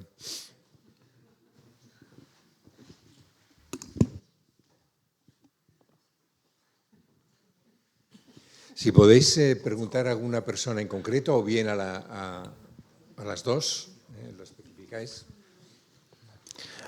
Hola, buenas tardes. Primero de todo, agradecer a las ponentes, también al moderador y también al secretario de Estado por todo el conocimiento que han compartido con todos y todas nosotras en esta tarde. Yo tengo dos preguntas.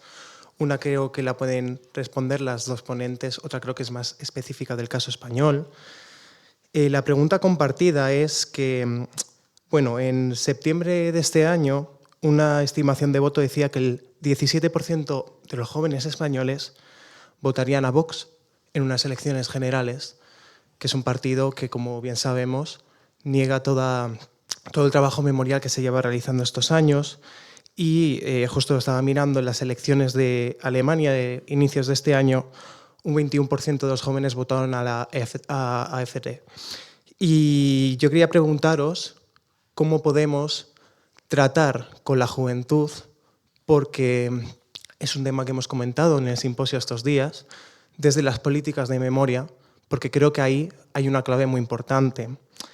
Y luego la otra pregunta, acerca de la Ley de Memoria Democrática de 2022, más allá de que obviamente ninguna ley es perfecta y que en las aplicaciones siempre es difícil, porque en el caso español la aplicación siempre se encuentra con los casos autonómicos, locales, etc.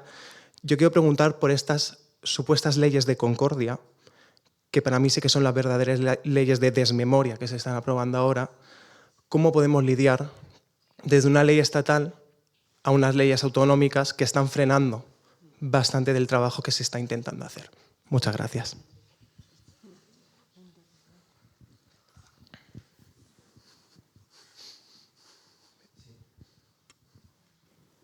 Bueno, yo voy a responder brevemente a la pregunta ¿qué se puede hacer para prevenir los resultados en los jóvenes?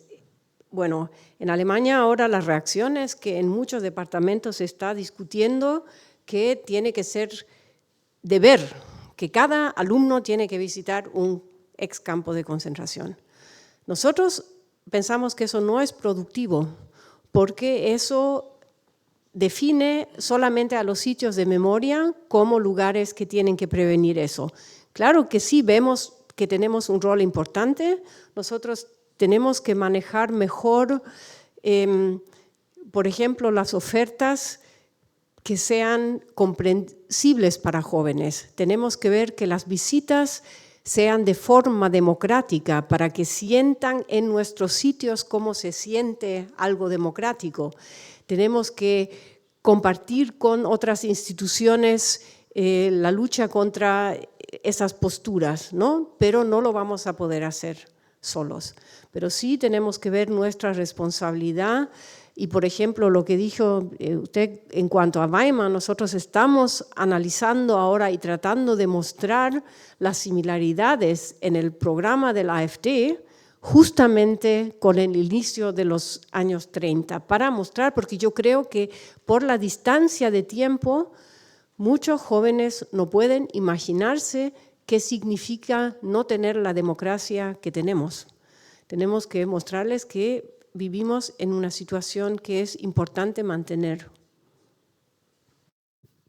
Estoy completamente de acuerdo con él, que creo que motivando siempre y cuando se venga con un trabajo hecho, como decía Fernando, de educación desde espacios de las aulas, y es fundamental. Y además acercando a los chavales y chavalas a los espacios de memoria y contándoles historias, repito, muchas historias. Lo que decías, bueno, pues se han recurrido por el Ejecutivo estas leyes de concordia, porque son leyes de desmemoria y además negacionistas subliminalmente, que eso ya es el rizo del rizo. Y luego la suerte que tenemos es que la Ley 2022 de Memoria Democrática es troncal, es una ley nacional que se aplica en todo el territorio nacional, es una ley no orgánica, ordinaria, pero sin embargo tiene en su seno criterios de interpretación muy valiosos, el articulado que tiene nos permite jugar mucho con la ley, es una ley muy avanzada y, repito, entronca con convenios, tratados internacionales y la Constitución, con lo cual nos permite un juego desde la justicia muy importante. Y la Fiscalía somos un organismo troncal en todo el territorio nacional, mantenemos el mismo criterio en todo el territorio del Estado, con lo cual garantizamos esa unidad de actuación que es muy importante y unidad de criterio, y que las víctimas sean tratadas igual allá donde estén, en la provincia y en el pueblo que sea. Y eso es muy importante. Y bueno, veremos a ver qué dice el Constitucional.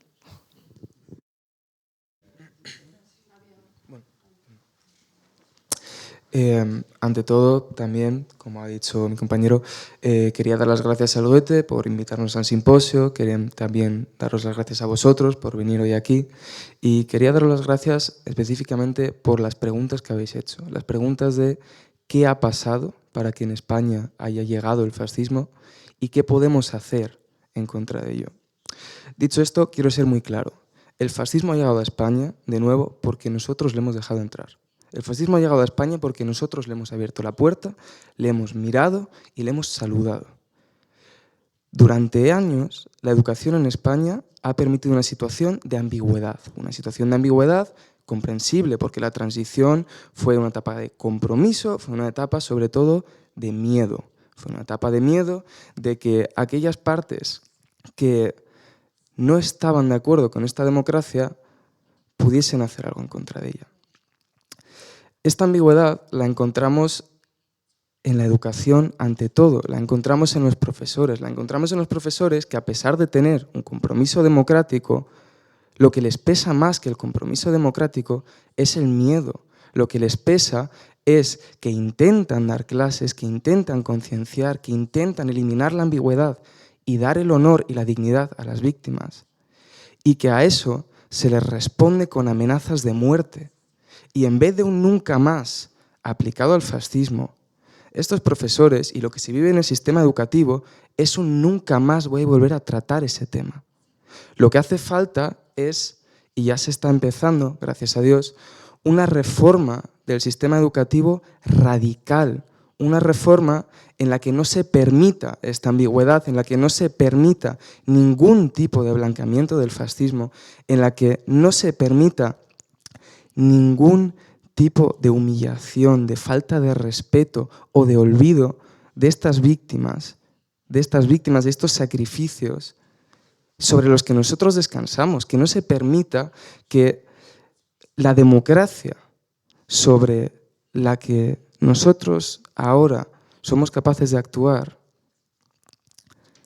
se olvide de dónde viene. Yo creo, lo he dicho, que la respuesta, tanto a qué ha pasado como a qué podemos hacer, es la educación de los jóvenes. Hemos perdido ya varias generaciones, por desgracia, que en esta ambigüedad han encontrado muy claramente su dirección y la han encontrado, como hablábamos en el panel de ayer, en bulos, en mentiras, en estructuras alternativas que no se les han ofrecido, en estructuras coherentes, aunque sean mentira. Y han aceptado esas estructuras no porque sean imbéciles, sino porque no hay otras, porque no existe una alternativa coherente, consistente y digna desde la educación española para el tratamiento de la memoria. Gracias. Recogemos 2 o 3 más y sí, la de arriba, porque la de arriba llevaba mucho tiempo ya. Vale, bueno, repito las gracias por el panel.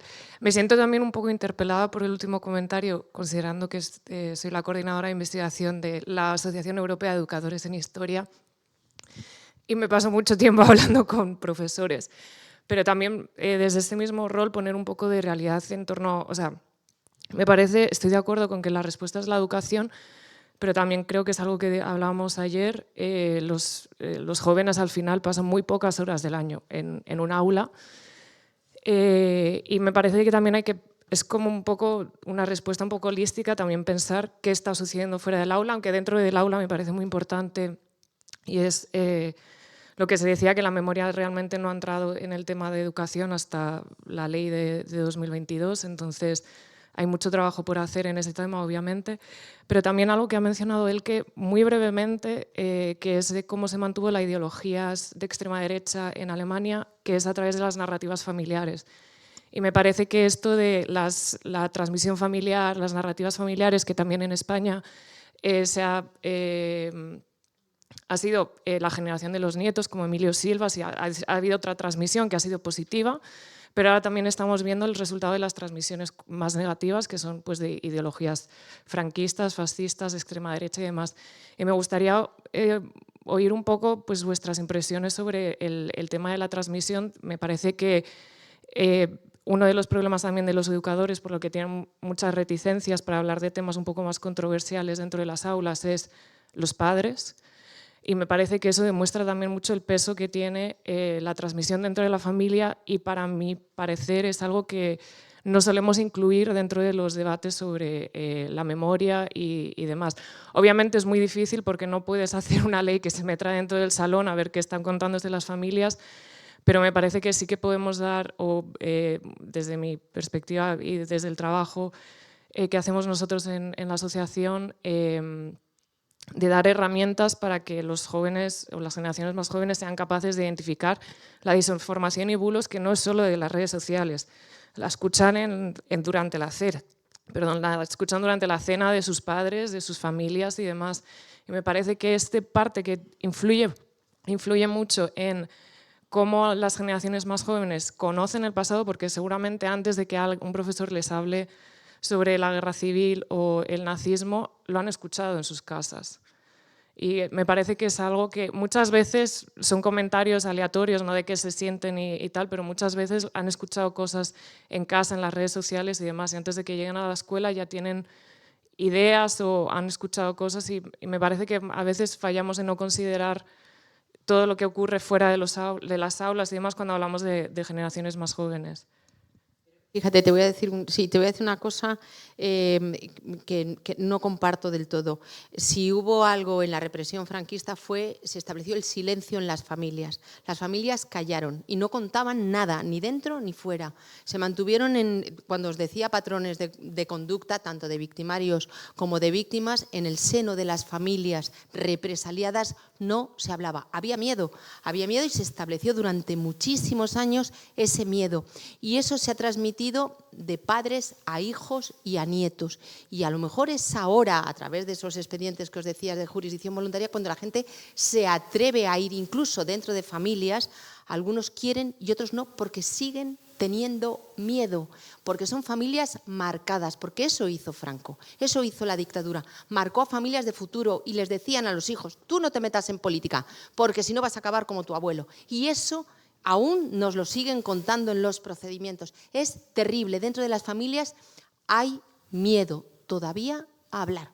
Y que digamos esto en el año en el que nos encontramos, en España, con una democracia consolidada, es doloroso. Por eso necesitamos el empuje de las políticas públicas y especialmente de la educación. Bueno, yo quiero añadir algo porque yo creo que ahí hay una similaridad entre los dos países. Yo creo que las familias de las víctimas silenciaron, ¿no? O sea, las familias, por ejemplo, de las víctimas de la eutanasia silenciaron porque no querían tener ese estigma. Pero las familias donde se sigue la tradición son aquellos que estaban convencidos que el régimen fue bueno. Eso es el narrativo y eso creo que es muy similar en España, que los que están convencidos de que Franco fue algo bueno y que no, ellos lo hablan en la mesa. Y como estamos diciendo, las historias, en Alemania hay una historia, o cerca de Bergen-Belsen, hay una historia súper interesante que nos muestra cómo funcionan narrativos. Muy pocos conocen la historia de los campos de prisioneros de guerra, ¿no? De campos de concentración sí, pero campos de prisioneros de guerra no. Y Bergen-Belsen fue campo de prisioneros de guerra primero. Y a los prisioneros de guerra de la Unión Soviética no les permitieron ni un tratamiento humano. Los metieron a ese campo, los dejaron ahí. El primer invierno murieron 14.000 porque no tenían que comer, no tenían hicieron cuevas para cubrirse un poco.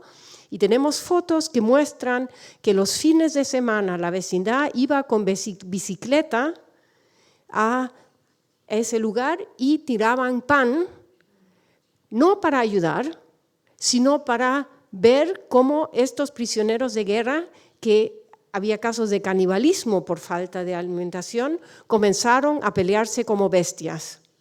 Y ahí veían que la propaganda era verdad, que esos no eran seres humanos, sino que eran bestias.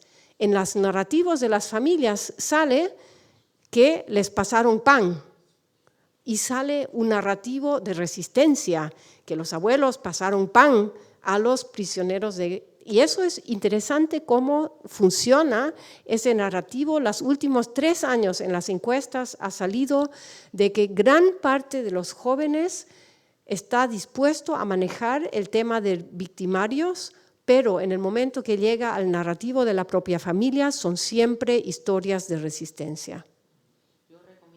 Un libro hablando de Vernet, el campo de prisioneros, que se llama Los 8 de Vernet. Es un librito muy pequeñito. Fueron militares de alta graduación españoles, que en muchos casos eran hasta conservadores y eran tal, pero sin embargo se mantuvieron firmes y fieles a la legalidad republicana. Tuvieron que salir después, los metieron primero en este campo de concentración, Los 8 de Vernet. Hay que leerlo porque es espectacular el libro. ¿Y por qué hicieron esto con los rusos? Porque no habían firmado, por eso es tan importante, los convenios y tratados internacionales. No había firmado Rusia los convenios de La Haya de la guerra y no fueron tratados como prisioneros de guerra. Y entonces se cebaron con ellos. Así que es muy importante la legalidad internacional. Y hay una cosa que dijo la chica de ahí arriba a la que me parece que tenemos que atender, porque aquí también hay una queja sobre el sistema educativo, pero ha dicho algo que me parece que es muy relevante, y es que en el aula tampoco pasan tantas horas, ¿no? Es decir, donde pasan su vida es en las redes sociales, fundamentalmente, ¿no? Y ahí me parece que, o sea, ¿cómo se combate eso? Es decir, que la educación se produce más o impacta más por aquello que contiene las redes sociales que no por lo que se escucha en un aula. Si luego en el aula, como tú bien dices, encima no te hablan de esos temas, pues entonces estamos haciendo un pan como unas tortas, ¿no? Entonces, claro, ¿cómo se puede llegar, ¿no? a esto? ¿Tú quieres decir algo, Fernando? Sí. Entonces, eso, ¿cómo diablos podemos cuadrar ese círculo, ¿no? Sí. Bueno, le doy la palabra.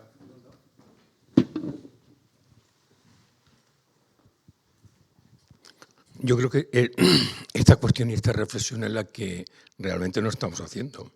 Porque, claro, hay tantísima gente joven que nos indica las encuestas que si el 21% ven a la dictadura como buena o muy buena, algo está pasando. Entonces, fundamentalmente entre gente joven, ¿vale? Y si entre gente joven, la pregunta sería, como venimos contando todos los temas del Holocausto, todo el tema de la represión en España, ¿eso llega a la gente o no llega a la gente? ¿Cuáles son los mecanismos que se utilizan? La primera cuestión, una conferencia no llega a la gente joven. ¿Por qué? Porque no la aguanta, tristemente. Tristemente. Es decir, la forma tradicional que tenemos de contar las cosas ya no llega a la gente joven. Primera idea. Segunda cuestión, ¿no hemos planteado algún nuevo formato de llegar a la gente, no con una conferencia, no con un artículo sesudo y tal, que no se lee? Pues eso es lo que debemos de plantearnos, esa es la idea. Entonces, el programa España en Libertad que estamos lanzando desde el Gobierno y que bueno, responde en parte esta reflexión también a esta cuestión, fundamentalmente está apostando por cómo llegar a la gente joven. Y llegar a la gente joven con nuevos formatos de influencers, por ejemplo, que cuentan en 1 minuto y medio, le lanzan una idea, eso es algo, y hay todo un conjunto de influencers que lo hacen. También en reuniones amplísimas con gente joven para reflexionar sobre estas cosas y que ellos mismos hagan propuestas de cómo llegar a la gente joven. Por lo tanto, la idea, por ejemplo, de España en Libertad, fundamentalmente está dirigida a la gente joven. ¿Por qué? Porque es la gente que no conoce qué fue la dictadura. Pero solamente la gente joven. Otras generaciones entre 30 y 45 años prácticamente no conocen qué fue la dictadura. ¿Por qué? Porque no nos se la han enseñado claramente en las aulas y nunca se ha llegado a estudiar eso en las aulas. Esa gente también nos preocupa de cómo llegar a ello. El diseño, por tanto, que ahora mismo aquí os lo podían contar los compañeros que están en toda esta programación de España en Libertad, el objetivo es nuevos formatos, el formato antiguo ya no nos sirve. Antes creíamos que con sacar las fotos del Holocausto de Auschwitz y sacábamos Mauthausen, etc., eso nos servía antes y lo contábamos. ya se han analizado tanto las cosas que evidentemente hay que utilizar otras fórmulas de llegar, porque si no, no llegamos. Por tanto, nuevos formatos para llegar a la gente de una manera muy rápida, sin querer quitar las conferencias, sin quitar los artículos estudiados, que son donde se tienen que basar básicamente las ideas básicas que se tienen que difundir. En el programa de Re-Education de los americanos había un señor muy inteligente que era John Dewey, y él dijo que los alemanes solamente van a aprender democracia si sienten lo que es democracia. Y yo creo que uno de los problemas que durante muchos años se ha tratado solamente mostrando imágenes de la historia, hablando, etcétera, pero en un contexto que es totalmente ajeno a la democracia. El sistema escolar en Alemania, por ejemplo, no es un sistema democrático y contradice a los valores que nosotros queremos transmitir con esta historia. Y yo creo, si queremos que los jóvenes aprendan, sí son los formatos, pero yo creo que es más, que tenemos que escucharles, que tenemos que escuchar cuáles son sus necesidades, etcétera. Y por eso lo digo, o sea, es como un puzzle, y los conocimientos de la historia es solamente un aspecto. Ayer, por ejemplo, el panel, eso también creo, dijeron que es sumamente importante conocer o tener conocimiento de las técnicas, ¿no? O sea, no sé si me expreso bien, pero yo creo que también eso de que los adultos, y ahora voy a hablar de Alemania solamente, tenemos un problema grave en la policía, por ejemplo, de racismo. Y nosotros siempre estamos hablando de los jóvenes que tienen que aprender. Tenemos que fijarnos en toda la sociedad y ver cuáles son los sectores de la sociedad que también tienen que aprender, en comillas, o con los que tenemos que trabajar para que se cambien ciertas actitudes. Ahí, creo que esta es la última. Ah, bueno. Pues recogemos esas dos intervenciones y ya cerramos.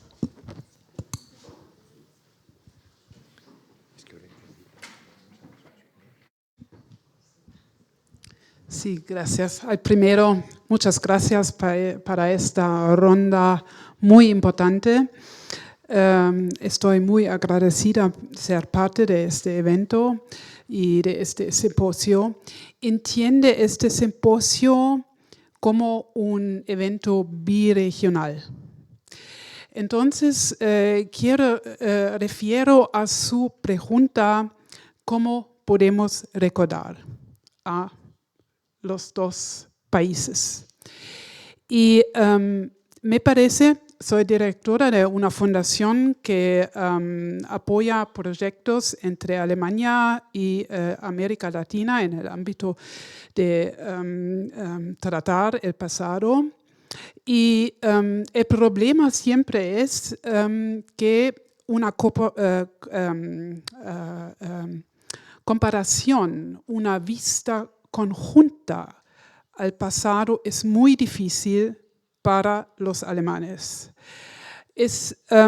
Creo que necesitamos, mejor una pregunta.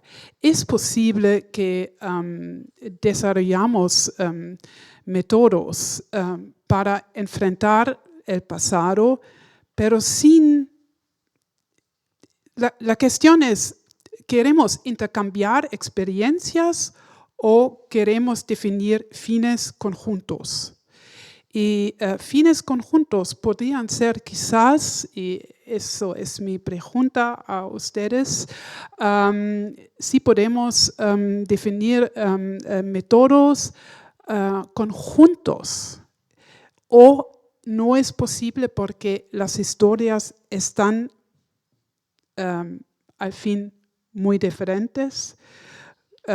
Como Elke Gryglewski ha dicho, es para mí como historiadora también creo que es muy, muy importante ser muy precisa con las historias diferentes para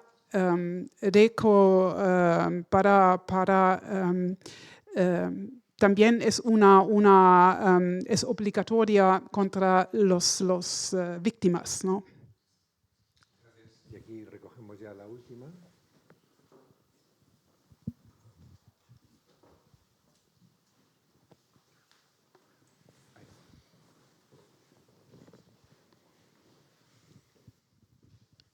Bueno, esto de ser la última siempre es comprometido. Yo formo parte del equipo del Comisionado de España en Libertad y un poco interpelaba un poco a lo que estaban diciendo en la mesa, ¿no? Nosotros estamos organizando grupos de trabajo con jóvenes, ¿no? Para entender, ¿no? Para diseñar, sí, para diseñar líneas de trabajo, ¿no? Y estamos ahora explorando con grupos de jóvenes cómo diseñar esas líneas. Y creo que están saliendo cosas que ya se están diciendo aquí, ¿no? Un poco. Una de las cosas que están diciendo y que yo creo que hay que vencer es que en las aulas se practica poco la democracia, ¿no? Es decir, ¿cómo vamos a aprender democracia si no tenemos democracia en las aulas? Y creo que tiene que ver con este joven, ¿no? Que antes ha dicho, ¿no? Un poco. Es decir, que falta democracia en las aulas, ¿no? Entonces, no, y también un poco por esa memoria, ¿no? Por esa ambigüedad que ha dicho este joven, ¿no? Con la que se ha abordado la memoria en las aulas, pero también con esa falta de democracia y de debate en las aulas para saber lo que es el pluralismo, para saber cómo piensan tus compañeros, que piensan de forma distinta a ti, ¿no? O sea, que creo que es algo que tenemos que prestar más atención en esto, ¿no? Innerarity, que es uno de los filósofos, ¿no? Yo creo que los más importantes, siempre dice que a la democracia siempre hay que enfrentarse con más democracia, ¿no? Y creo que este tema, ¿no? Nos tiene que un poco hacer pensar de cómo dirigir nuestras políticas, no solo con jóvenes, sino también con mayores. Muy bien, pues venga, las últimas palabras. Bueno, sí es cierto, las historias diferentes, pero yo creo que al final lo que se puede ver son valores conjuntos, lo que hay que buscar, porque cuando yo hablo ya de mi espacio, de la justicia transicional, estamos encontrando diferentes situaciones a lo largo y ancho de este mundo: Colombia, Argentina, Chile, Ruanda, Alemania, España, Camboya, Yugoslavia. Tenemos experiencias enormes y diferencias importantes en cuanto a los hechos, las circunstancias, incluso los tiempos temporales. Pero es verdad que podemos encontrar valores que son universales, que creo que tienen que partir del humanismo, y esa es como mi principal aportación. Creo que tenemos valores comunes basados en el humanismo y en la universalidad de esos valores. Esa es mi opinión.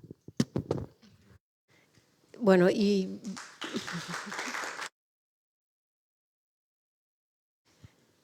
mi última palabra es: encuestas han mostrado, y eso me parece realmente importante, de que las personas han aprendido más si las han aprendido en contextos donde han escuchado otras perspectivas, en encuentros alemanes-polacos, sea de policías o de jóvenes, en encuentros franceses, alemanes, israelíes, alemanes.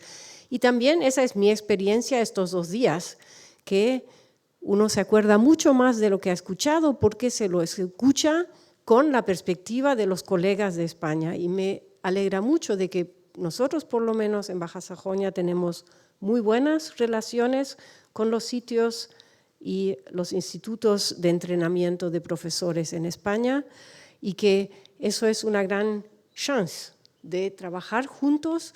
Y si al final se elabora juntos valores o no, no sé, pero es interesante. El intercambio lo veo como un gran valor en ese camino, en el manejo del pasado, sin llegar a una Bewältigung.